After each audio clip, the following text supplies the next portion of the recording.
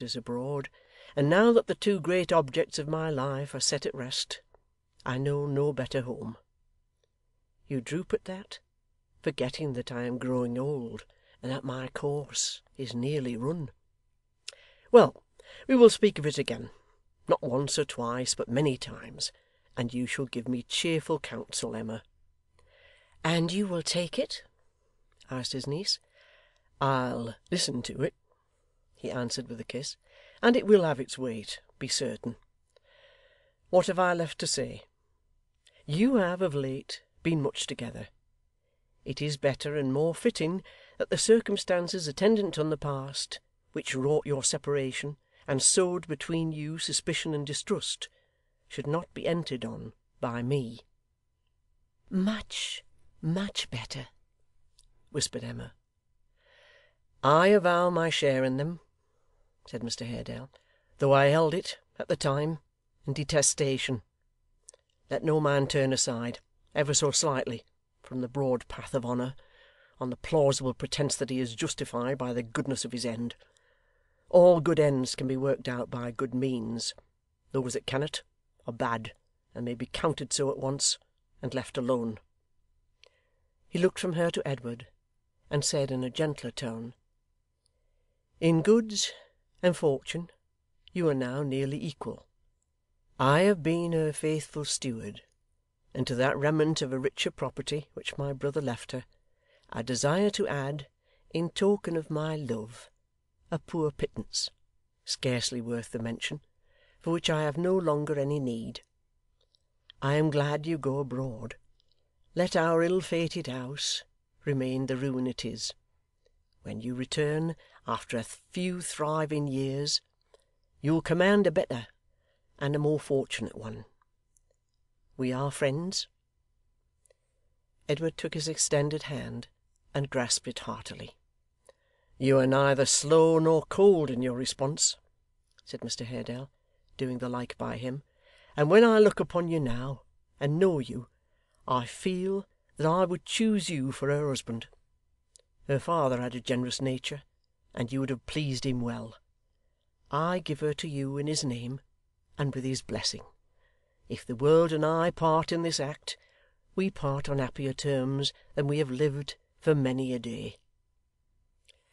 He placed her in his arms, and would have left the room, but that he was stopped in his passage to the door by a great noise at a distance, which made them start and pause.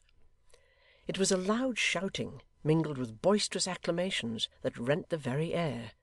It drew nearer and nearer every moment, and approached so rapidly that, even while they listened, it burst into a deafening confusion of sounds at the street corner. 'This must be stopped, quieted,' said Mr Haredale hastily. 'We should have foreseen this, and provided against it. I will go out to them at once.' But, before he could reach the door, and before Edward could catch up his hat and follow him, they were again arrested by a loud shriek from above stairs, and the locksmith's wife, bursting in, and fairly running into Mr Haredale's arms, cried out, 'She knows it all, dear sir, she knows it all. We broke it out to her by degrees, and she's quite prepared.' Having made this communication, and furthermore thanked Heaven with great fervour and heartiness, the good lady, according to the custom of matrons on all occasions of excitement, fainted away directly. They ran to the window, drew up the sash, and looked into the crowded street. Among a dense mob of persons, of whom not one was for an instant still, the locksmith's ruddy face and burly form could be descried, beating about as though he was struggling with a rough sea. Now he was carried back a score of yards, now onward nearly to the door, now back again, now forced against the opposite houses, now against those adjoining his own, now carried up a flight of steps, and greeted by the outstretched hands of 100 men, while the whole tumultuous concourse stretched their throats and cheered with all their might. Though he was really in a fair way to be torn to pieces in the general enthusiasm, the locksmith, nothing discomposed, echoed their shouts till he was as hoarse as they, and in a glow of joy and right good humour, waved his hat until the daylight shone between its brim and crown.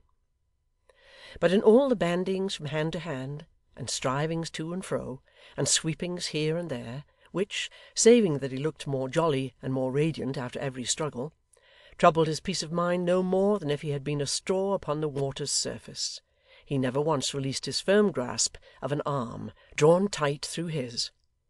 He sometimes turned to clap this friend upon the back, or whisper in his ear a word of staunch encouragement, or cheer him with a smile, but his great care was to shield him from the pressure, and force a passage for him to the Golden Key.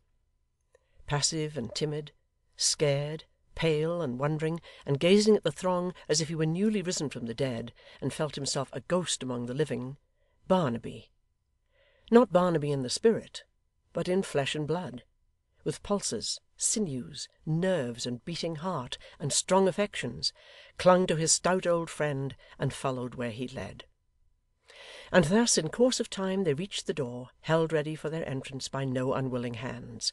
Then slipping in, and shutting out the crowd by main force, Gabriel stood between Mr Haredale and Edward Chester, and Barnaby, rushing up the stairs, fell upon his knees beside his mother's bed. 'Such is the blessed end, sir,' cried the panting locksmith to Mr Haredale, 'of the best day's work we ever did. The rogues! It's been hard fighting to get away from 'em. I almost thought, once or twice, they'd have been too much for us, with their kindness.' They had striven all the previous day to rescue Barnaby from his impending fate. Failing in their attempts in the first quarter to which they addressed themselves, they renewed them in another. Failing there, likewise, they began afresh at midnight, and made their way not only to the judge and jury who had tried him, but to men of influence at court, to the young Prince of Wales, and even to the antechamber of the king himself. Successful at last in awakening an interest in his favour, and an inclination to inquire more dispassionately into his case, they had had an interview with the minister, in his bed, so late as 8 o'clock that morning.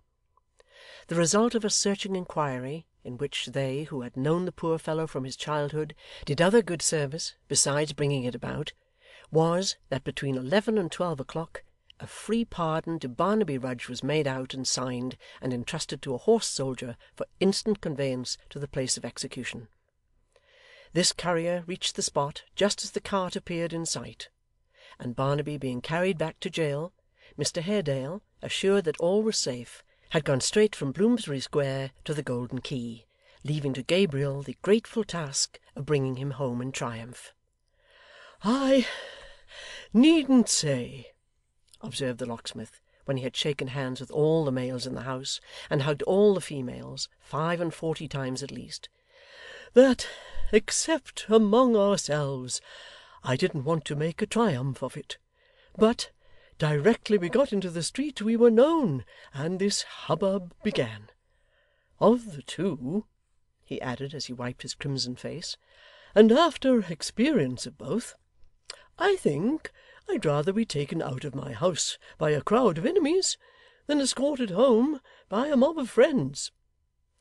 It was plain enough, however, that this was mere talk on Gabriel's part, and that the whole proceeding afforded him the keenest delight; for the people continuing to make a great noise without, and to cheer as if their voices were in the freshest order, and good for a fortnight, he sent upstairs for Grip, who had come home at his master's back, and had acknowledged the favours of the multitude by drawing blood from every finger that came within his reach; and with a bird upon his arm presented himself at the first floor window, and waved his hat again until it dangled by a shred between his finger and thumb. This demonstration having been received with appropriate shouts, and silence being in some degree restored, he thanked them for their sympathy, and taking the liberty to inform them that there was a sick person in the house, proposed that they should give 3 cheers for King George, 3 more for Old England, and 3 more for Nothing Particular, as a closing ceremony. The crowd assenting, substituted Gabriel Varden for the Nothing Particular, and giving him 1 over, for good measure, dispersed in high good humour. What congratulations were exchanged among the inmates of the Golden Key when they were left alone! What an overflowing of joy and happiness there was among them! How incapable it was of expression in Barnaby's own person! and how he went wildly from one to another, until he became so far tranquillized as to stretch himself on the ground beside his mother's couch, and fall